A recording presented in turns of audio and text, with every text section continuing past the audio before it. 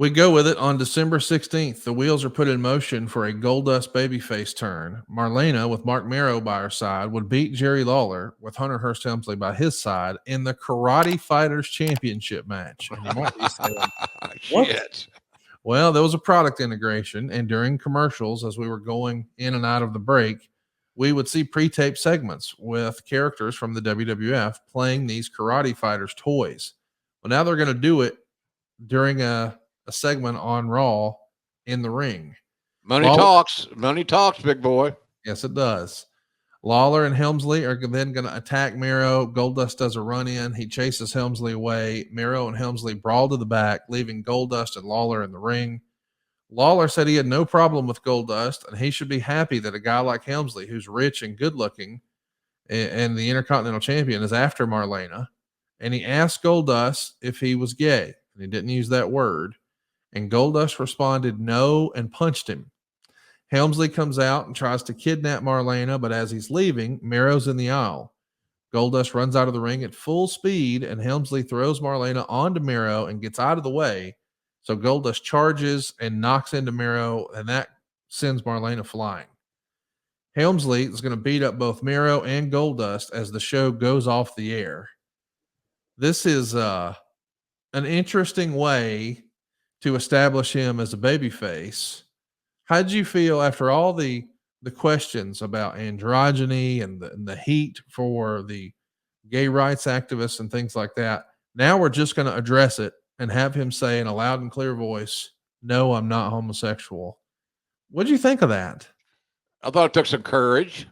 I thought we had to go back and, as my granny would say, lick our calf.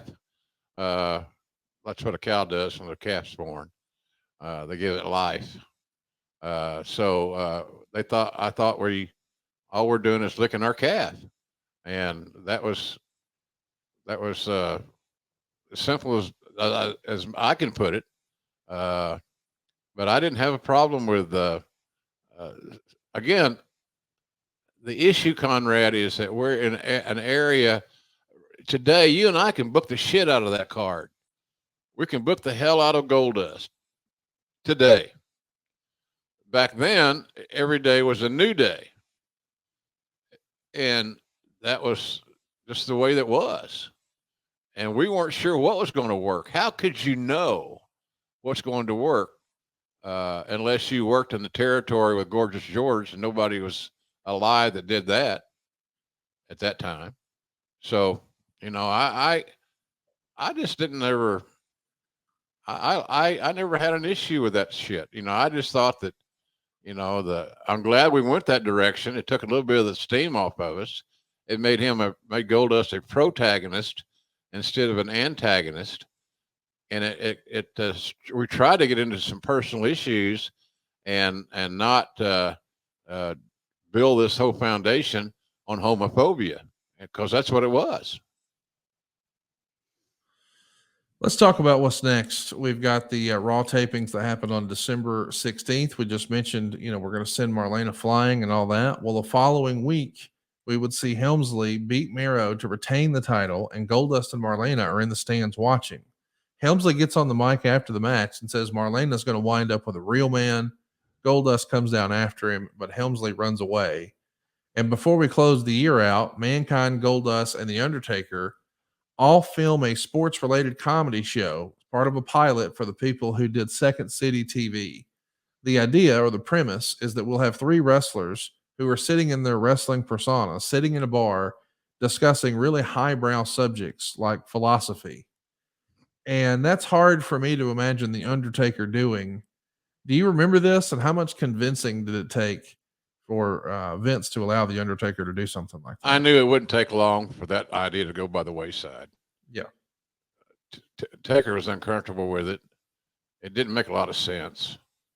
If somebody looking to license another product through the WWF. But Taker was never, his character just didn't seem like it fit there. And he just, he went along with it, as he always did, as he always does, because he's a team player. but it wasn't a good idea for his character, especially. Undertaker's character always had to be booked in a unique way, using unique principles to keep your character of the Undertaker on solid ground. Because you got that that element of lightning and this and that, mystique and macabre and all those cute little adjectives. So I just never. Some of that shit just didn't work. It just didn't work. Some of it. Let's talk about what did work, at least for me as a young fan. Shotgun Saturday Night. It happened on January 4th, 1997 at the Mirage nightclub in New York. And something crazy happens. We see Goldust beat the Sultan by count out. This is also, most famously perhaps, when Marlena jumped on the apron and pulled down her top. And the camera is shooting from behind. She's actually wearing pasties to cover herself, but we're at least giving the illusion that she's flashing the Sultan in order to gain the advantage for Goldust.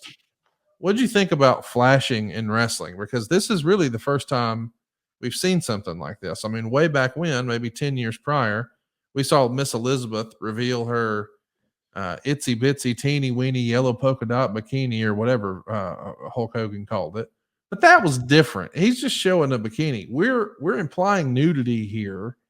How do you reconcile that on a program that 2 weeks ago had a Karate Fighters Championship tournament match? We're inconsistent and taking it a little too far.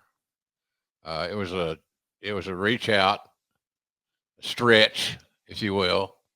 So it just didn't seem like it resonated with enough people.